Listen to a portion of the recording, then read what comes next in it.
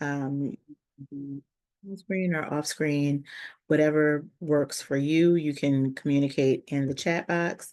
I will do my best to toggle between and to check that chat box, okay? All right, so welcome, welcome, welcome to Write Your Way In. I don't know, do I have parents on in here or do I have students in here or is it both? Is it a family groups in here? Let me see. You're a parent. I would never have guessed if you don't look young and spry. Okay, so we have a parent on. Okay. I think we may have also at least one student in here. Okay, your student may, okay. Oh my goodness gracious sakes of life. You are in California. Yeah, I wouldn't bank on it, Mama, but not on a Saturday, but we'll see what happens, right? Bless your heart for waking up so early. Thank you so much for being here. I really do feel quite blessed that we've reached all the way across to the other side of our nation. So I'm going to make this quick because I want you to try to be able to enjoy the rest of your day as well. I am Robinette Cross. I am what many would consider to be a global educator. That just means that I have been teaching about the world in different parts of the world for a while. And essentially, I am an educator, though, in Richmond, Virginia. I'm a teacher at a magnet school. So sometimes they're called specialty centers, centers for gifted students. I've been teaching at that school for 12 years. Oh, good morning, parent and daughter from Virginia. Is that IJink? I want to make sure I'm saying it correctly. Thank you so much for coming on, parent and daughter. Mwah. And so I am a teacher here in Richmond. I teach social studies, well, history. My degrees are in history as well. And so I've been in education for 15 years, but I've had a lot of experience with writing for fellowships, scholarships. I studied abroad in college, obviously, and then I am a former Fulbright scholar as well. So the art of writing, and we do this a lot with our students at the magnet school, and that's actually what compelled me to start doing this work, is because at our school, our students, because they get early exposure to this process. And I think that's amazing for them. But what about students who don't get the early exposure? Everybody deserves a more level playing field. So I started to teach this for several years before COVID, and then I took a pause during COVID. And so I had been asked by a few families what the process should be. So that's why I wanted to make sure that I made myself available as much as possible for this process. So here are some norms. Your cameras are optional. Please keep your mics muted unless you're speaking. You all have already done that. Amazing. And use the chat hand raise feature. Y'all are already doing it. So we are already set and ready to go. When we think of admissions, I'm going to about a few things. I'm going to talk about admissions, the process for applying for schools, and also about the personal statement. So when you think about college admissions, there are several key factors that come into play. Colleges, depending on the breadth, the gamut of colleges to which your child is applying, then of course they're going to take into account curriculum and the rigor of that curriculum, as well as the grades that your learner has scored throughout the semesters and at the end of the year on their time in high school. Now, it's not a deal breaker for some colleges, the level of rigor. Now, the higher ranking colleges in terms of Ivy Leagues do pay very close attention because everybody's application has rigor, right? They're going to look at your activities, and that doesn't mean that you have to have a whole lot of activities. Quite honestly, a lot of colleges would rather you have a smaller amount of extracurricular activities that shows engagement over a long period of time than to have this long list of activities where you only joined in your senior year or your junior year just so that it can be on your college resume. So it's pretty obvious when people do that. So early commitment to engagement, community impact, and longevity. And for example, rising up leadership positions or acquiring leadership positions after demonstrating committed impact or committed engagement in a few activities. And they can be inside of school, they can be outside of school. Some, amazing ones are Girl Scouts and Boy Scouts and NAACP and YMCA engagement and leadership clubs outside of school, to not to include, and then you have your extracurricular activities inside of school. You have your beta club and your national honor societies, and that can be for multiple disciplines, your English honor society, your history honor society, your math honor society. Those things really speak to what you're able to do. If you've helped on campaigns and things like that, all of that counts, because they're looking at not only your activities, but they're looking at your impact. Your letters of recommendation. The recommendation, make sure that your child is considerate of who they are asking to recommend them. If they have done, if that teacher knows or their recommender knows how resilient they are, if the demonstrated leadership skills, those are great recommenders, but you want to make sure you ask the recommenders early. I am writing this year, I think 22 letters of recommendation, which is a lot, but I do it because I know these students well. And so it's not hard for me to write them, but some teachers they have a cap. And so for example, their cap may be 10 because the letters of recommendation, they may take a while to write. And so, if they have 10 recommendations that they're writing, then they may say, I don't want to do an 11th one or something like that. So just make sure they try to get their recommenders quickly. One thing that we teach our students to do is to ask in their junior year, towards the spring portion of their junior year, if the person who they would like to have as a recommender can write their recommendation. That way they get ahead of it, because the earlier you ask your recommender, the better, and the more you can kind of guarantee a yes from them. The essays. So then they look at the essays. The essays are very important, because that's the thing, that the recommendations and the essays are the thing that personalize you as a candidate. And then they look at context, what's your background. Excuse me, they do take into account demographics, because there are funds that are also allocated for certain demographics. And then your test scores, sometimes they're not always something that is a deal breaker for colleges, but we're going to also talk about those test scores in here. Okay. From a reader's lens, just a quick review process. Applications typically receive a 2 to 3 minute initial review. So they are, and I want to make sure I'm paying attention to if you have any questions, I'm sorry. And so they do a quick transcript scan. They take a look right at those curriculums, the rigor, the grades. Then they do a quick activities review, an essay evaluation. That's why you want to have a good clinching essay, and then your recommendations check. Okay, so for parents, though, one thing that you can do to help support your student, help them by actually writing out and even posting on the refrigerator or somewhere where everybody can see and have a cross-check point, tracking those deadlines. Help them, please, by proofreading for clarity, not just voice. So make sure that aesthetically the essays and the applications look like they're supposed to. This can be done by the counseling department in many areas, but just in case your district or your school has an overwhelmed counseling department, this is where you can also support as a parent. And then help by handling logistics, not necessarily for them, but with them, working on, application, not just the deadlines, but the prices and things like that, helping with the logistics, making sure that they are aware of their, SAT 1 or 2 or ACT times, making sure that they can get there. So that takes a level of stress off of your learner. So the steps in the application process, there are a few different application processes. The most common one actually is called the Common App.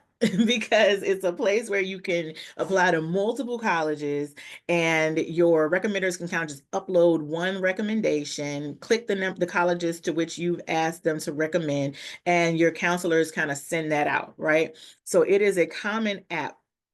For the Common App, I don't know if you all, depending on where you are, use Naviance, but that's a really common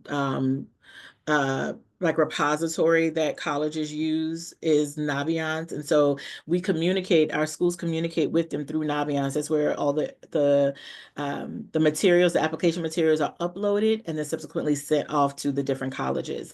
So they, for the Common App, you would gather your materials. So the unofficial transcript, and that's done through the guidance department.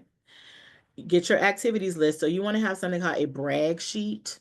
A brag sheet basically is a list, and you give this to your recommenders as well, but it's a list of the things that you have accomplished, and it also tells the trajectory where you think you want to go. This is not necessarily a guarantee because your mind probably will change, but where you think you want to go.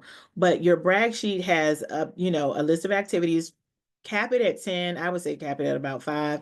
And then your honors, what organizations have honored or recognized you, where if you placed, let's say, first in your district in something. We have, if you are top in the district for, debate, that's an honor. If you have been recognized by, let's say, your governor for something, that's an honor. So that all counts as a part of your brag sheet.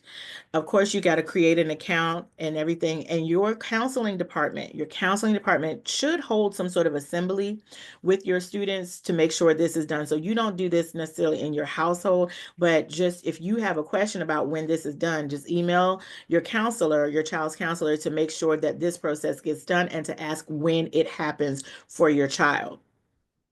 Engage your supporters. So connect with your counselors and your teachers.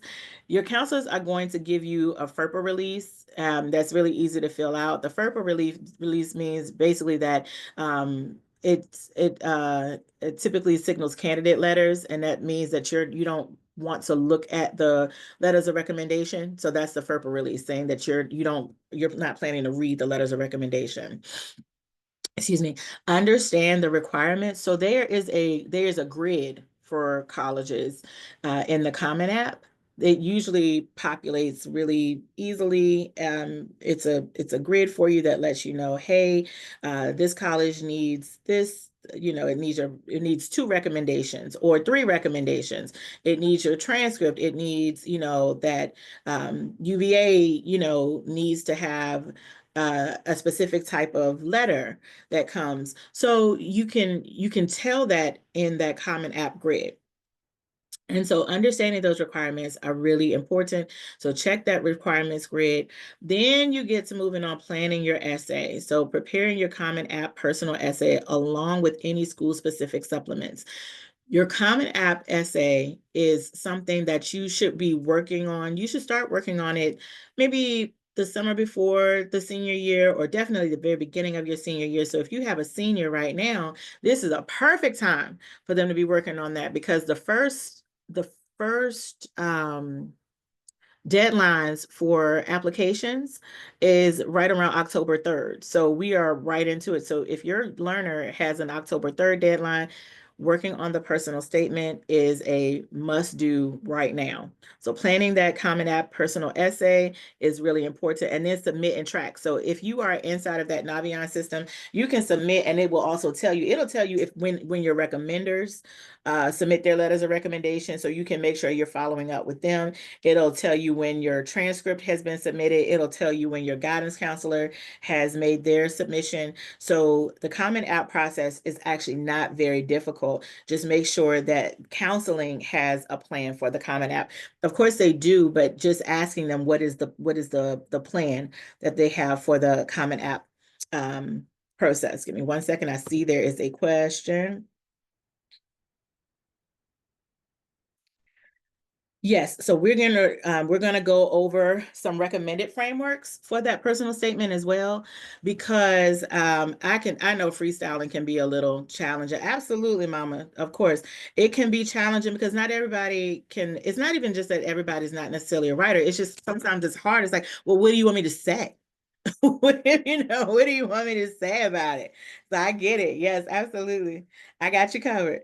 And then submit and track. So one thing that you want to do with those personal statements as well is you want to help your learner by encouraging them to stay inside of that character limit. The personal statement, they will tell you how many characters you can write. So they have a strict, let's they say, and not more than 250 words, or usually it's about 500 words. It could be 250 to 500 words. If they say do not go over 500 words, if you go to 502 words, then you run the risk of that application not being recognized, not being considered, because that means that you all didn't take the care to make sure that the requirement has been met. So that's one basic thing. Making sure that you stay inside of requirement is always very, very good. So to your question, the question about the personal statement, is there a framework? Yes, ma'am. There are two different types of personal statement frameworks that I want to offer you or want to introduce to you. And so the first one is a journey to change approach. A journey to change approach. So what happens, and this reveals character, it shows growth over time, values and thinking, and it goes beyond your resume. So if you were to have this, use this framework, then you would say, you would have like a hook sentence. Your opening sentence is a hook sentence. Instead of saying, in the beginning and as a child, right? You can start with something that is going to grab your reader's attention. So this one, for example, is start with a precise moment of tension, identifying that moment of tension, that moment of change. What was the obstacle? When the generator failed, it's like, what? What do you mean when the generator failed? However, you can actually see like it's going to cause a reader to say, now what's going on with this generator now? And how does this generator have anything to do with what you're talking about? Now, let's see. So you can start with when the generator failed. That's a hook sentence. You want to use 1 to 2. Well, that's the beginning of a hook sentence, right? And then you want to show, so the generator, essentially the failing of the generator, it can be a metaphor. When the generator failed, excuse me, when the generator failed and all of our power went out, I realized that fill in the blank. And then you come to your obstacle or decision. That's your next step. What you did and why you made that choice. What was your realization? Why did you make that choice? What was your realization and why did you make that choice? And I'm going to give you an example as well, okay, to help you along the way. And then the next one, so once you have your hook sentence, 1 or 2 sentences, then what you did, why you made that choice, and then what was your turning point? What changed internally for you? What realization did you have? What did you realize about yourself internally? What made you know that you could be the change? You could effectually change this situation. So that's pulling on something that's an internal resilience. That's pulling on intellect. It's pulling on acumen. It's pulling on ability. And it is showing that you have problem-solving skills. Then the next one, so step 4 in that framework would be a ripple effect, how you now act differently. How has that changed how you do life? How has that changed how you choose to approach your situations, your circumstances? And then step 5 at the end, a look ahead, how this prepares you for campus contribution. How does your learner, your child, your reader believe that they are going to then use this new skill set, this new realization, this new, effective change in their lives to be able to contribute to a campus environment? How can they benefit, or how can the school benefit from this change? And so here are some sample starters for you. I want to make sure I'm on this. Uh-oh, sorry about that. A sample starter sentence is, I used to believe blank until. Some people say, I've seen some sentences, some opening sentences that says, I used to believe in fairy tales until, or I used to believe in Santa Claus until, right? Other ones is, I used to believe that we were rich until the lights were turned off. So you see how those are two different, but that is a prominent sentence. I used to believe this until this major event happened. I used to believe this until this major event happened. Or you can have a simple starter sentence: when the generator didn't work, I tried blank because blank. When the generator didn't work, I tried to, now I have to use this pivot because I wanted to make a certain change. So you can have easy starter sentences, but make them effective. Those blanks should be powerful. There's another framework for personal statements, which is identity, value, or your values and action approach. So you have a touchstone value, which is a core principle. For example, your core principle could be caring for siblings, caring for this nation, being your cultural roots. It can be intellectual curiosity, community language work. All of those things are core principles. So you pull basically on the root of it is your core value and then extrapolate from that core value. So the first touchstone is you have a core principle that guides you. What is the thing that guides you? Of course, you know the golden rule: do unto others as you would have them do unto you. That's a little broad. That's a little broad. So how would you narrow do unto others as you would have them do unto you down? So you can even say, I've taken the idea, the core value of do unto others as I would have them do unto me in caring for my siblings. Does that make sense? Or if you were the oldest child, I've often been given the responsibility of caring for my siblings in the, because I come from, a household where both my parents work, or a single parent household, or whatever the case may be.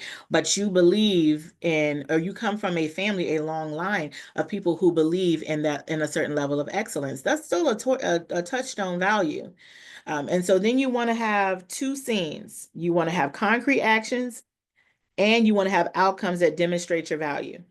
So what do you do? What do you do every day that shows, that continues with like that muscle of building that value?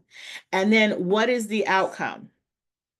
What is the outcome? So if you say, okay, my value is I believe in perpetual intellectual curiosity. So every day I try to find something that challenges me intellectually. I read books that are not on my list. I take experiential learning journeys so that I can continue to engage my learning. And that has led me on a journey to become a lifelong learner. And so it has led me to community-based service, where now I have an opportunity to teach other children about the things that I've learned. You see how that takes cornerstone value, and then it pops in your scenes. So it takes how you've done it, your practice, and then how you've been able to implement it. Then you can talk about, why does this matter? Why is it a core value for you? How do you feel like this core value, this intellectual curiosity, this care for your sibling, this community work that you do, why is it important? What is the value? What is it? What the value costs you? One, and you can say, yes, it takes several, nights of additional reading, of additional work. It means that I have to sacrifice, going places that my peers may consider to be fun, because I'm a curious learner and I'm serious about this great work. You can do the same thing as an athlete, right? It's people who are athletic, they have an enormous amount of value, because they believe that there is going to be that the hard work is going to pay off, that every track meet, every time they are in the gym, that every time they have to run, that every time they have to weigh in, that every time they have to be coached on something, that those things are going to make them better. And then when they get out there and they have to perform, they hit a personal record, they hit a PR goal. And in doing that, not only are they adding to, the school's momentum, but they have the expectation of maintaining academic success, academic rigor. That's something that is required of basketball. He has had a journey. Exactly. That's perfect. You don't want your son, your son doesn't have to do anything different from like off the cuff, right? being an athlete is a cornerstone value because he's had to have a level of commitment and demonstrate those early morning what do you call early morning practices, those late night practices, showing up for games. If you don't show up for practice, you can't play the game. If you don't have a certain academic, standing, you cannot participate. They will bench you in a minute if you don't support your peers, making sure that you're collegial, that you are a good a good sportsman, good sportsmanship. All of that stuff matters, and that frames his performance in an academic setting, and it makes him valuable because schools know not only one, if he's applying for any kind of athletic scholarship, that his consistency is demonstrative of, is worthy of scholarship, but it also means that he can set a great example on the campus because it shows that he's committed to his education. He's committed to athleticism. He knows how to be respectful. He knows how to be prompt and show up. He has resilience because he's consistent, and he's going to add to the overall campus experience. So what does that mean? So I think that's wonderful. And even if and I especially encourage you to talk about the challenges because you said it's been a journey. So mama, have him and talk about the challenges as well. But at the end of the day, right, he has stayed. He has stayed. So despite the ebbs and flows, the vicissitudes of it, he has stayed and he has grown from it, and other people have benefited from it, right? So that's the cost of it. And then bridge to the future, how you'll use this value in college. So we just talked about that, how he can then use that value in college, or how your learner can use that value in college. So an example is I return to, let me make sure I see it. Look at that. Perfect. Why? He was academically ineligible in his sophomore year. Ain't that something? Now, instead of him saying, well, I'm not going to play ball anymore, I bet you he still practiced to make sure that he was conditioned so that, and he made sure, one, I want to be able to play. Yeah, I know he did. I know he did, because that's just the spirit of excellence that athletes also have, right? He made sure that not only was he physically conditioned, but that mentally he was conditioned. This is a perfect example of a resilient brain, a resilient personal statement. If you don't mind, like when we go back, if I may, I'm going to go back to this past personal statement, and I'm going to say, like, the hook sentence is, when I was cut from the team, for, for being academically ineligible, when I was cut from the basketball team for being academically ineligible, I set my mind to making sure that would never happen again. That's a hook sentence there, mama. You see? So you can use it in in different ways. That both of those frameworks will work depending on what the college is asking you to write about, okay? And bridge to the future. And now he has learned that both intellectual acumen and athletic ability will lead to a successful outcome. Yes, ma'am. Of course. I'm happy to help always. And so having two adaptable cores in terms of two frameworks lets you kind of repurpose the efficiency of the essay. So depending on the college, they may ask for a different type. Some colleges in their applications will ask for a specific sample, in which case learning how to write for that sample is important. But this one is very common because it's for the Common App. Okay. So here's an example as well. I actually just finished working with someone on a portion of this personal statement yesterday, and I gave them their feedback. This is an excerpt from it. So this is a quick example. I pledge allegiance. The words that ignite the classroom's daily ritual. Desks scraped back in unison, sneakers shuffle, hands firmly pressed against their chest as if it's the last thing they'll ever do. Then comes the voices, rehearsed, unwavering, and stern. It fills the room with an illusion of harmony. And yet, when everyone rose, I remained still. My heart begged me. It yearned for me to surrender to the will of the rhythm, but I couldn't. No, I wouldn't. Excellent opening. Excellent hook.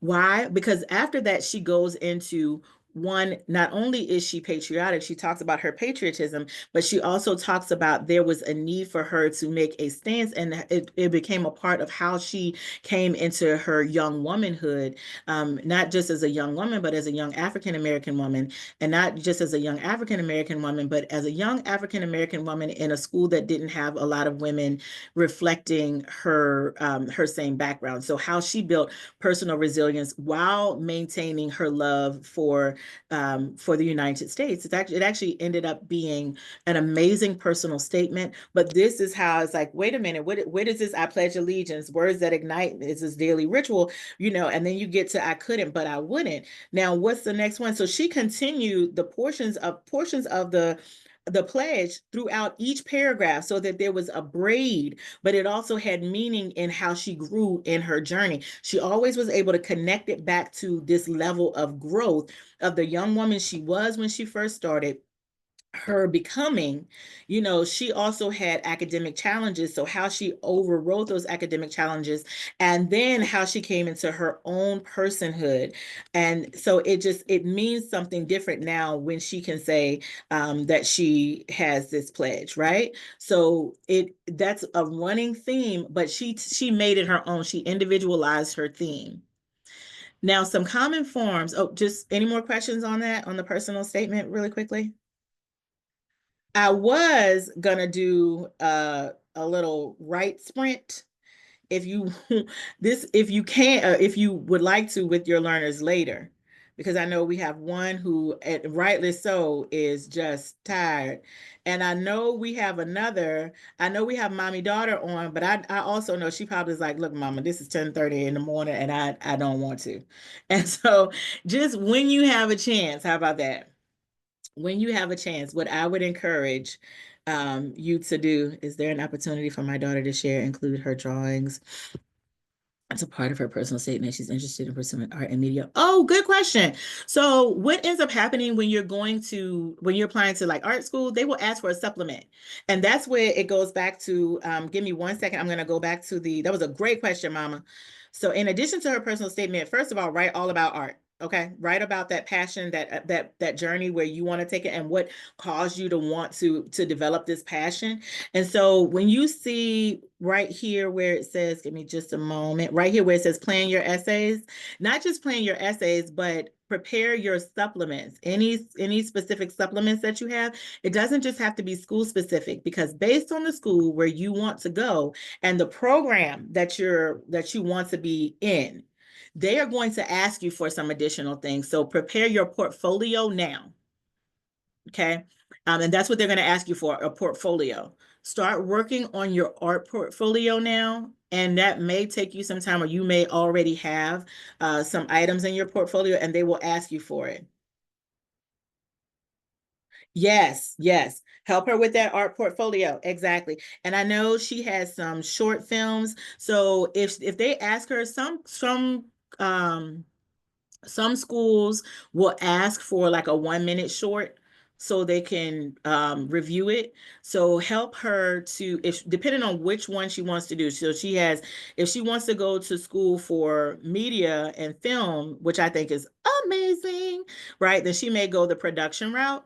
And for the production route, they may ask for a few things. If she's not going for graphics, then they may not ask for that type of portfolio, that drawing portfolio.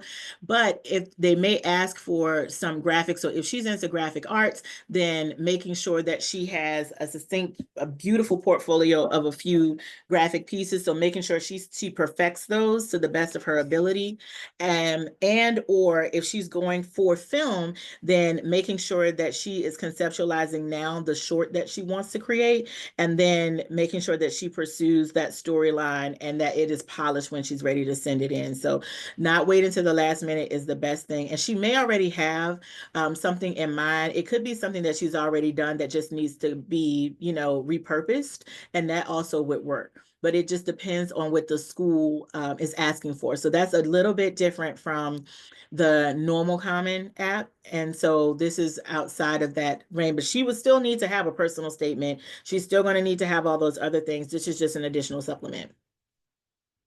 Absolutely. My pleasure. My pleasure. And so we have some supplements and variations for common forms like why us, community, activity elaboration, academic interests. So when you think about that, demonstrate, the common forms that they will show you also will let you know about the school. Because here's the thing, the schools, not, you don't just want to get into school, the school wants you. The school wants you. Why, and so when you're thinking about it, you want to have cast your net wide. Your child wants to cast their net wide so that they can land in a place where they have choices. Cast their net wide so they can land in a place where they have choices. And the choices then would be, which school do I want to go to? Of course, my thing is, where is the money? Go where there's the scholarship. Some people say some people don't need the scholarship funding and they just kind of go where their heart is. Have at it, whatever works for you. But to keep your children, to help them be debt free when they leave college, or to help you maintain a debt free status as a parent, then helping them to write well now and prepare now is going to be helpful for what they need for scholarships, because you can take elements of these personal statement and you can apply it to scholarship applications as well. Okay. So I wanted to include a couple things. I think, I was going to do like a writing session and all kinds of stuff, but it's okay now. So I think what it's important for you all to know that there are different tests that your schools may ask for, okay? And they may ask for SATs. Now, your junior year, your child's junior year, they would have taken the PSATs. That's a national requirement. They should have taken the PSATs. And then their senior year, or the junior or senior year, that's up to you all, they would have taken their SATs. Now, you can take your SAT ones, you can take your SAT twos, or you can take your ACTs, or you can take all of them. But I wanted to make sure that you had a screenshot of the dates, of the testing dates and the registration deadlines. The schools are not going to register your children to take their SATs. You have to register your children to take their SATs. So the next date, because there's an SAT the next Saturday, but that registration date has already passed, right? So the next date, if you want your child to take their SAT, is October 4th, and that registration deadline is quickly approaching. The registration deadline is September 19th. Now, if you have a child who's a senior, then the October 4th deadline is pretty much going to be the one you want to stick with, the October 4th deadline. And if they have been, hopefully they've been preparing for it. Otherwise, they do need to be spending the next few weeks preparing for that October 4th SAT. Or if the score is not what they wanted, then there's a November 8th or December 6th deadline. But if you have a senior, you definitely cannot go out into the March, May, or June deadlines. If you are a um, if you are a junior, then the March, May, or June, usually people kind of go towards the June deadline or circle back to the next year's August deadline for their SATs, because it gives them time to prepare. And who in the world has time in May 2nd to be taking an SAT? I don't know, but some people do.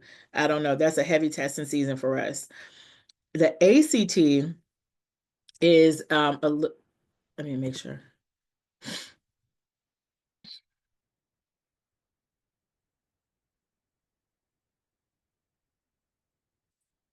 So it depends on the admissions. Like some admissions dates, you know, uh, the latest application date, some schools have rolling admissions, but the January application is typically the last application date. So I would say, November really should be the last one. If you're pushing it in a pinch, maybe December, the December one. So if you don't feel confident in him being ready for October, then I would really push for that November deadline.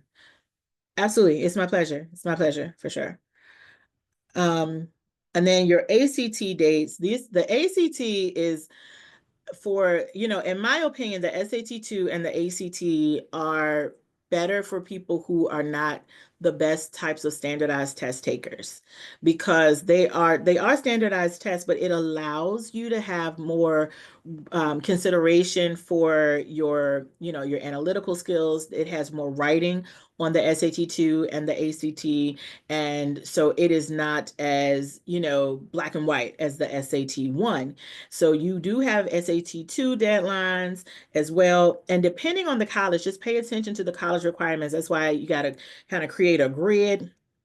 And if you want, I can send you kind of a working grid as well when we are done today or by tomorrow. I can send a working grid to kind of help you identify the college, the deadline for the college, and then also what their testing requirements are. You'll fill that in, but I can send you the grid that kind of helps you remember what to put in and then to order them by the due dates.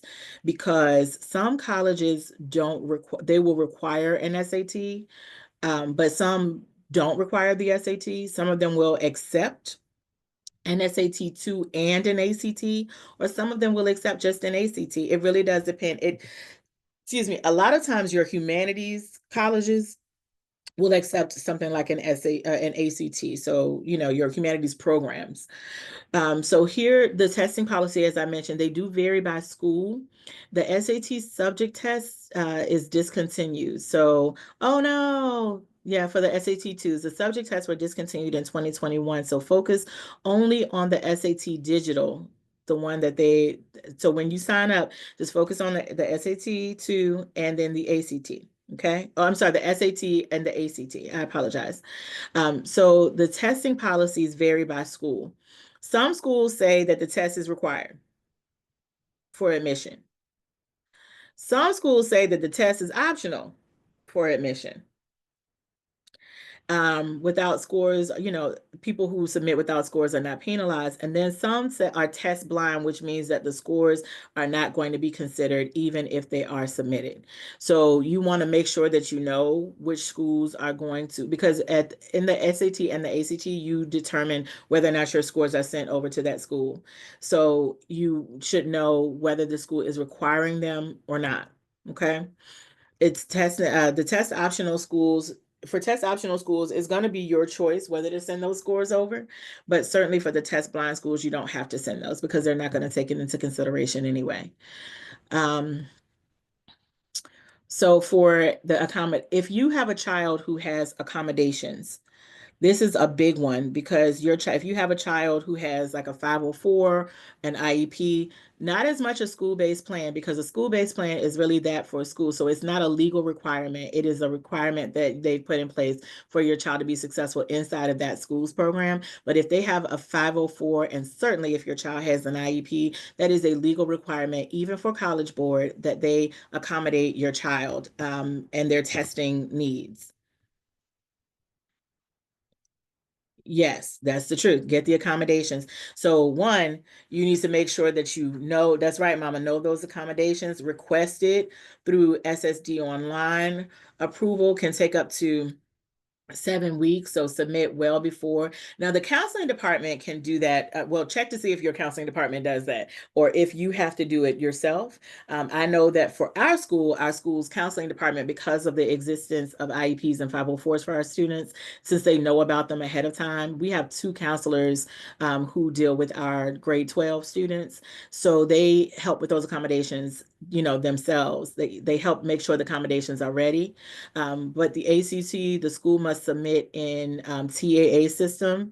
They need to submit it by the late registration deadline, and the processing can take 5 to 10 business days. So here's the thing. College Board doesn't know that your child has an accommodation unless you notify College Board that your child has a legal accommodation. And you don't want your child to get there needing a legal accommodation and then they don't have it, because all that's going to do is send your child in a panic and they're not going to have a great performance on their test. So they will provide the accommodations. And this is also even if your child is taking an advanced placement, if they have an AP as well, College Board has to provide those accommodations for your child as well. So this is not even just for college admissions. This is a requirement it's an ADA, it's the Americans with Disabilities Act, that requires them to make this accommodation. So email your counselor this week. if you need to confirm your IEP or 504 documentation is current and on file with College Board or ACT. Okay, make sure that that is current, that it's on file, that all accommodations will be in place for your learner. Okay. So here's the thing to help you build your essay today. We were going to take some time for this, but you can take a snapshot of it and have your learner work on this with you. Or there's going to be a chance for your learner to work with me if that's something that you are interested in. But definitely to have your learner work with you or to work with their English instructor or someone else who can write well, whom they trust, who can write well, whom they trust. You don't just want to get the good friend.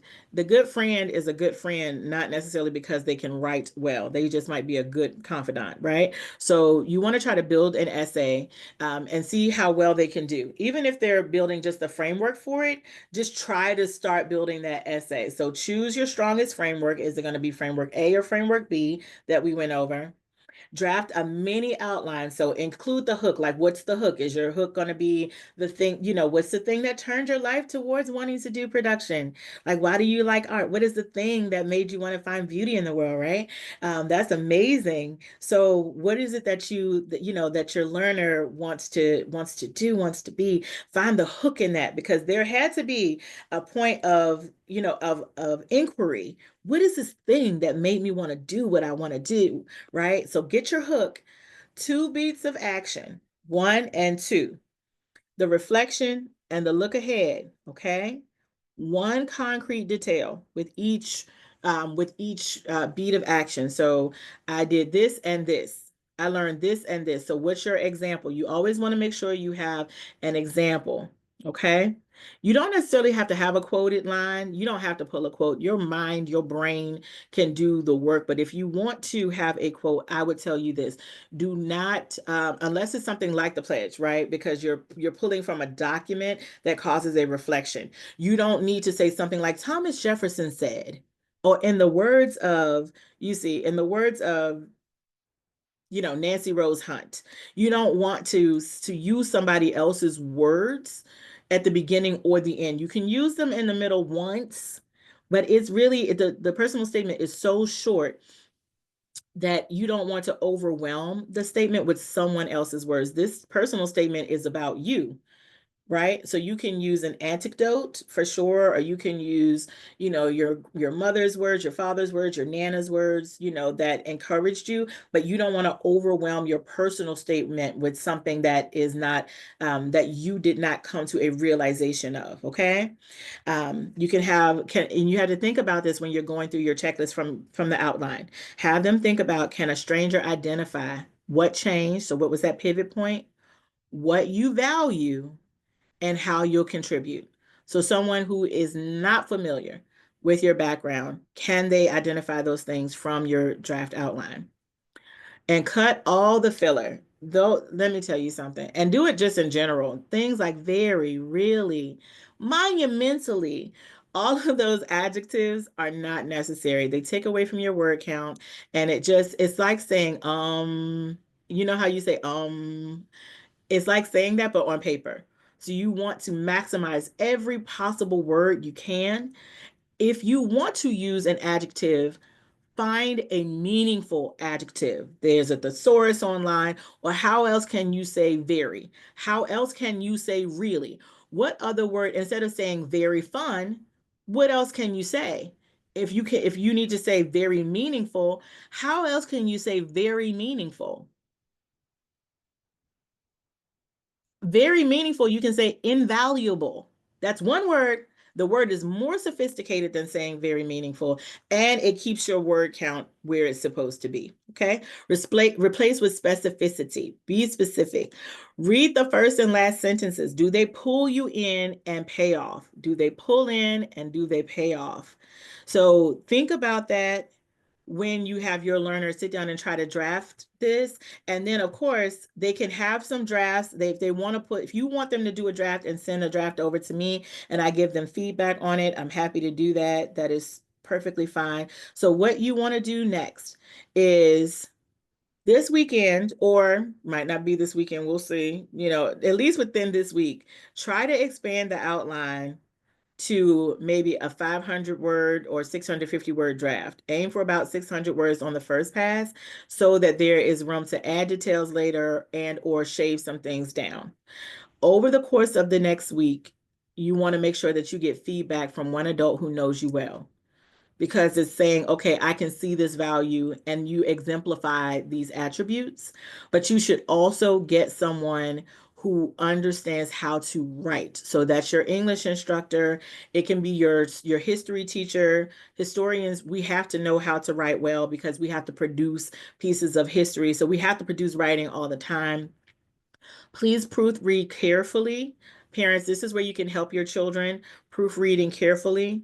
Read aloud to make sure that you hear what you've written.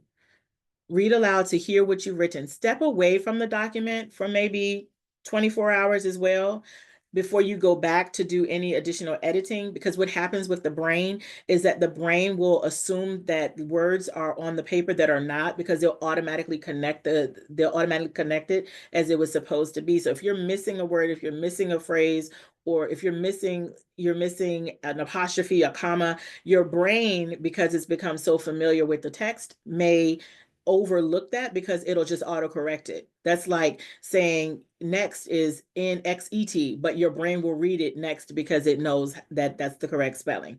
So step away, make sure you come back to it. Confirm each college's extra prompts and word limits in my colleges.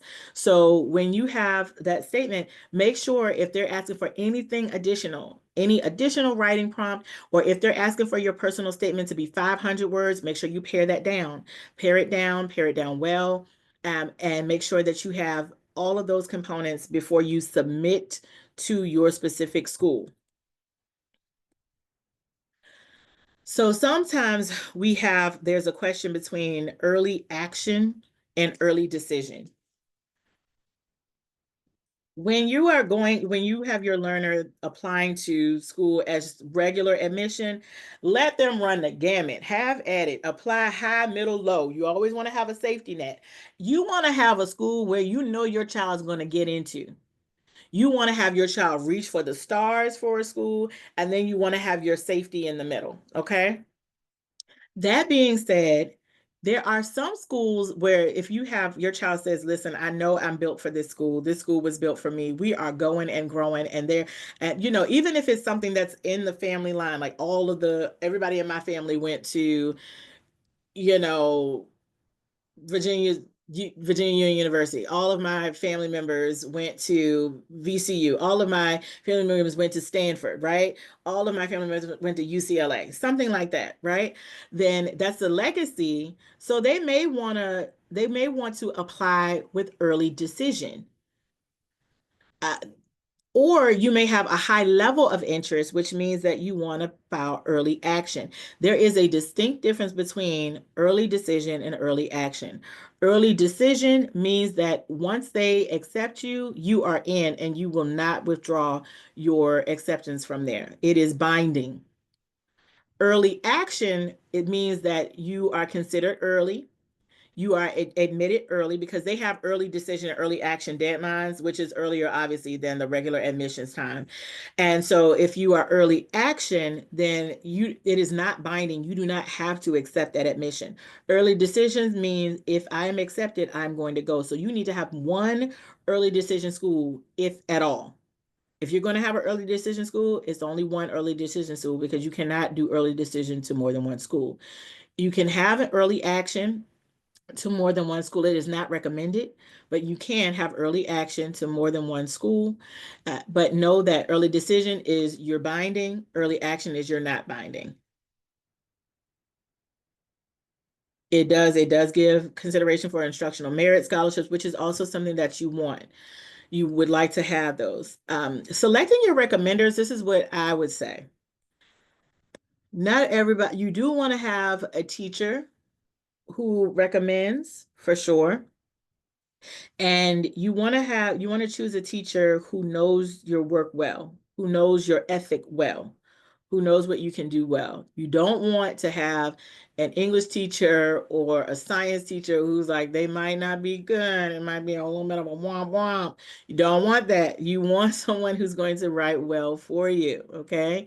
And even if that person has not taught you in, let's say, a year, like don't go back to your freshman, teacher and be like, oh my gosh, Miss Cross, I remember you taught me freshman year. That's not going to work. That means that if the only time I taught my student who's asking me for a letter of recommendation was freshman year and I have not had any other interaction with them, then I will not write that letter of recommendation. Why? Because I wouldn't be confident enough in what they have been able to accomplish since their freshman year, right? So I would recommend 1 year apart from the teacher maximum to ask for that letter of recommendation. It depends on the college. The college may say, ask for a letter of recommendation from, a community member, in which case, a lot of people go to their churches. I would always say go to the person that knows that knows your resilience well and who has a name that looks good on paper. So for example, if you are a member of the Petersburg Leadership Club, then I would ask for either the director, if they knew you, an assistant director, does that make sense? Or your mentor. I would not ask for anybody else because they wouldn't be able to write to the level that you need. Also, definitely don't ask for any recommendations below your school, so nobody from 8th grade, 7th grade, just not good. Wah, wah. But you want to have people recommend you who have an idea of the various different types of life that you lead. So certainly you want to have coaches, of course, for your ball player. Certainly you want to have someone who is dealing in your daughter's your artistic academic success, but knows her creativity, right? You want to make sure that you have those recommenders. Ask for your recommenders early. And y'all, please remember to have your learners tell them thank you and keep them up to date. Keep them updated on their acceptance. Because as a recommender, I told you how many letters of recommendation I have to write right now. And that's actually a lot. But I love knowing where they get into school. Love knowing. So make sure they say thank you. When I was in school, we took gifts to our recommenders. You all don't have to do that. That's up to you. That's a personal decision, but it is always nice for your recommenders to know that that you acknowledge and appreciate what they have done and that you keep them apprised of the process, especially if your child gets into the school that they really, really, really wanted to get into. I love hearing stuff like that. So please let them know. All right. Now, activity descriptions, make sure just have a little descriptor for your recommenders. It's really helpful. That's what I mean when I say put together your brag sheet. It gives a little bit of information, just a couple of sentences, 1 or 2 sentences about what you're doing with your activities. Fee waivers, if you need to have a fee waive, because college admissions, they will entertain fee waivers if need be. SATs, ACTs, those costly programs, because they can start to be ridiculous when you think about all the pricing for each one. Then if you need to have a fee waiver, then your counseling department will tell you what to do or where to go for that. Usually you can apply through College Board if you need a fee waiver, but make sure then that you reach out to your guidance department as soon as possible so that you can start engaging in that. I know it's not uncommon for somebody to spend up for like $500 or more on this process because of application fees. So we'll see. Testing strategy. That is something that you must know about your learner by this time, or your learner hopefully knows about themselves. If you need some help with testing strategy, do let me know. I'm happy to help and or recommend places where you can get help. I do know that Khan Academy is really, really helpful. I know the Chaplain is good as well, but Khan Academy is helpful. They have a whole SAT prep component and it's free. So why not use what's already free? So they can go on to Khan Academy and they can start working on some of those strategies. And balancing multiple supplements. Make sure that you know where everything is when it's time to submit. Usually using that program, Naviance, is going to be helpful. So when you have a handy reference, remember your deadlines, um, remember how to, apply. Remember your essay prompts. I will send this out to you. So, but bookmark your resources in your computer to make sure you have, if you have a Google Calendar, make sure that on a Google Calendar or something, you would mark a date and then you would mark a reminder. So mark the date, mark the reminder. Make sure that you're being reminded at least about a week ahead of time so that way your child can reach out to their recommenders. They can search in their programs and they can say, hey, my recommender did not send my recommendation yet. Let me circle back and send an email and say, hey, Ms. Cross, I just want to, remind you, let you know that my application for Delaware State University is coming up on the 3rd, and I wanted to make sure you're still good for the recommendation, or do you need anything else from me? That's a beautiful way to send a reminder to the recommender, because quite honestly, the recommender might be having a hard time remembering because they're also teaching for the most part, right? So I have sets of recommendations, I have reminders up, but it is always helpful when my students send me an email to send me a reminder. And so I wanted to just kind of also include some winning micro prompts to help with the drafting. So we can say something like, the moment I nearly quit blank and what I did instead. If my week were a pie chart, the surprising slice is, it may be basketball. The surprising slice may be maybe painting in watercolor images of wild horses. I don't know. I dare not try to encroach on your creative. I'm just thought of it, right? A rule I broke or followed that changed, it could be my life or everything, or changed my perspective on social justice. The hardest no I said and why. That's always interesting. A tiny ritual that makes me brave. A time I acted before I felt ready. What I built or fixed for someone else. A translation I do, which is language, culture, tech for my family or team.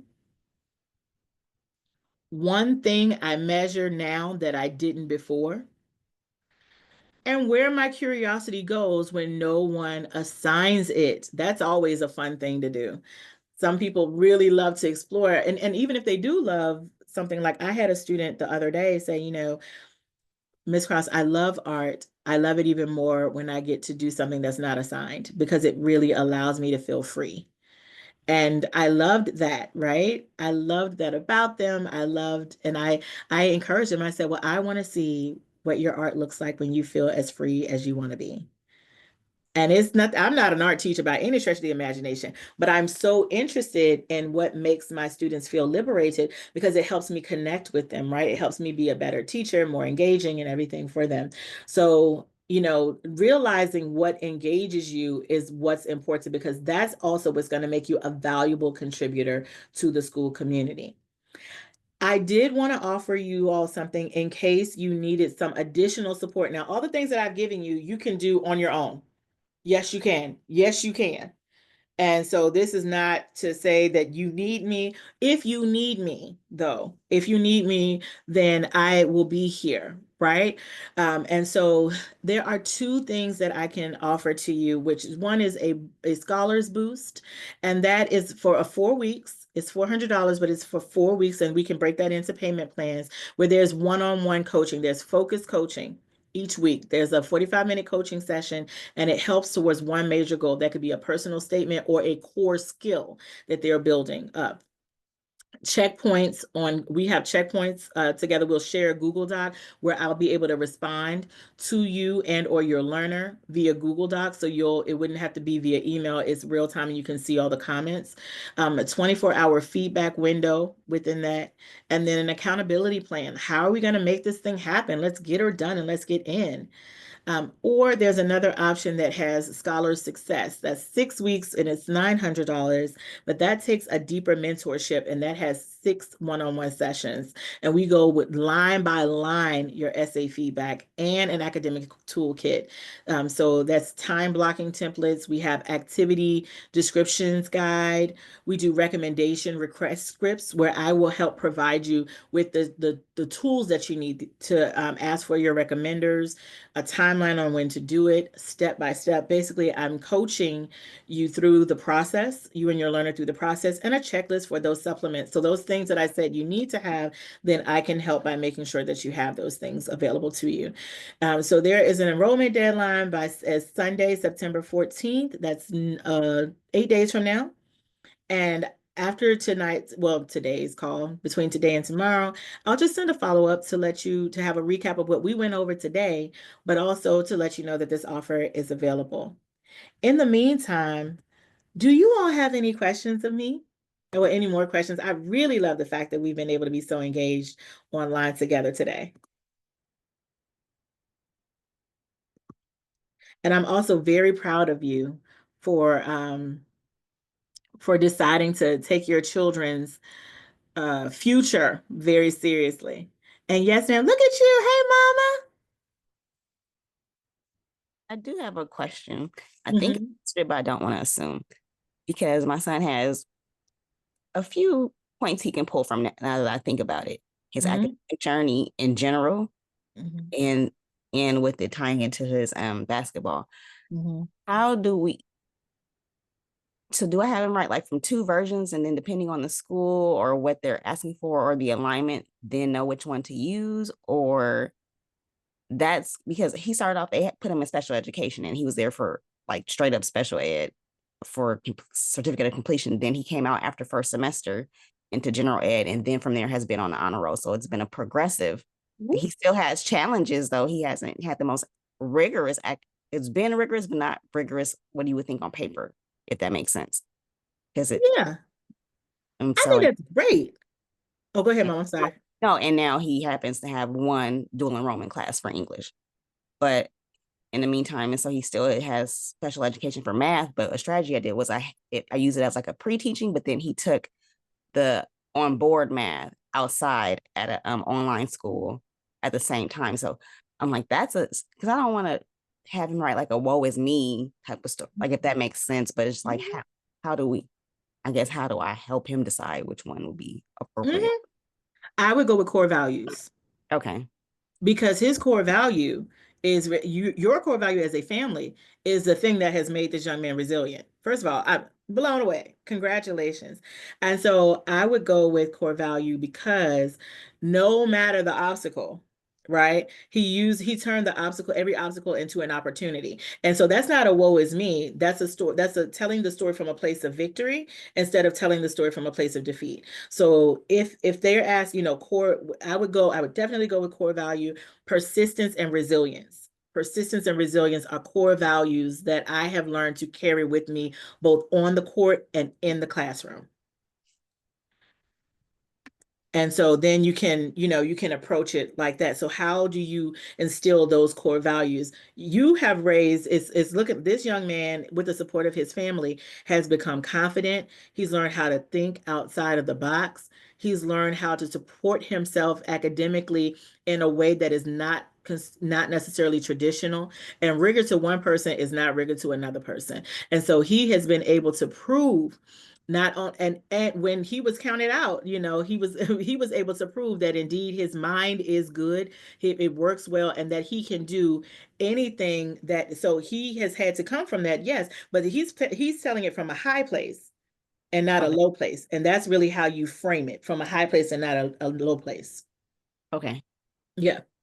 Thank you. Yeah, of course, of course. See, you see, Mama, she wrote there too. You see what she wrote in the comments, Mama Jinx? I Yes. second that. Your son has a victory. You got that right. Right from your high place. And so never and you never, it doesn't sound like you allow him to feel sorry for himself at all. Right? Exactly. So he doesn't even know a woe is me place. It's unfamiliar to him. So there's no reason for him to write from a woe is me place because it's not familiar. He's always come to it from a place of I can. Yeah, because when he got put in there, he came and told me, he was like, I don't belong here. And I said, I agree, but this is what you're showing the people on paper that you can do. So if you want to change it, let's change it Yeah. out for you. But And he said his mind though, and that's a good thing. So even in the midst of that, he said, I don't belong here. Not, yeah, oh, mama, I'm stuck here. I don't belong here. Even his language. And you can even start by that can be the hook. I don't belong here. Is what I said to what I said when I was placed in a class that didn't reflect my capabilities. I don't belong here, you see. Oh, that's amazing. But that's his words. He said it. yeah, he said it. And I Mhm. said, okay, I agree. Yeah. And his journey to getting to the place where he belongs. Yeah. Okay, Yeah. That's resilience. thank you. You're very welcome. You're very welcome. Thank you for that question. That was a good one. You said I But get all excited. I love stuff like this. no, I prefer to get help because he's a senior and I didn't do this. So I'm learning this and how to help guide him. Mm-hmm. The landscape is different. Yeah. It's been different and it's changing. And if people are paying attention to what's really going on and what they're attempting to take for us from, so I'm just like, okay, how can I best help him and guide him Yeah. while I'm learning, teach him because you want to be in college, they're not gonna let me help you. That's the truth. That's the truth. But you have a plan in place for him, and that plan carries over to college. So his accommodations, just make sure that when he gets accepted, that those accommodations should transfer over to him as well. The reason why I'm saying this is because my nephew had a 504. Okay. And so I know what the advocacy looked like for him. And he graduated, he went to four-year college, four-year university. We had his accommodations when he was in elementary school. And his mother, my sister, was amazing at making sure she was at all the meetings, made sure that those accommodations. So he had some classes where he was in class, some where he was, he had additional support. That did not matter. That child got accepted to colleges, went to school, had a most fabulous time, and graduated. So, it's entirely possible. I think sometimes we think about college as though it's like it's intangible and it puts a lot of stress and pressure on families. But this is something where I wanted to try to do the best I could to level the playing field. Because yes, I teach at an elite school, but this is what elite school people are doing, and it doesn't have to be for just elite schools. This is something that every family can do in order to guarantee some level of success. So, especially when I say cast your net wide, make sure that your children are casting their net to the place where they absolutely want to go. Do some middle work where it's like, I'll be satisfied if I get in here. And then make sure you have a safety net where it's a surefire shotgun. We got it. That way you make sure that your child is going to go to college. There's not an option. And it's not even that big a deal to be going to all these fancy schmat. Like I went to Spelman. I know I went to a great college. I went to NYU. I know I went to a great graduate school.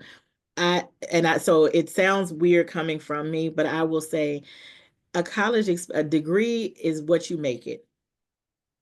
I wholeheartedly So agree. And we got yeah. some out of the planet. We got some real good reach schools, and I'm Yeah. I'm gonna let them apply, but we're gonna make sure this essay is tight That's too. right. Do some real good reach school. Really do some reach schools, and then also just prepare them for the reality. This is it's a heavy pool. Make sure that they know that, and they just say college is college. We're gonna go. Yeah, You're it's gonna not. go. You're gonna get a great education, and you're gonna be ready for the world, and that's Yes, gonna be good. yes.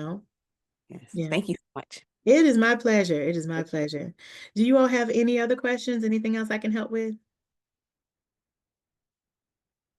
Okay, well, thank you all so much, all of you, all three of you, because I know we have a mommy daughter on there, the Jinx family, for joining me this morning. And thank you for letting me take the time with you and your families. I truly believe in you. If it's okay with you, I'm a person of faith, so I will be praying for good success for you and your families now that I've put in some faces and email handles to names. I will be certainly praying for your good success. And if you need me, I'll be here. Okay. Absolutely. It's my pleasure. I hope you have a phenomenal remainder of your weekend and take good care, everybody. Bye.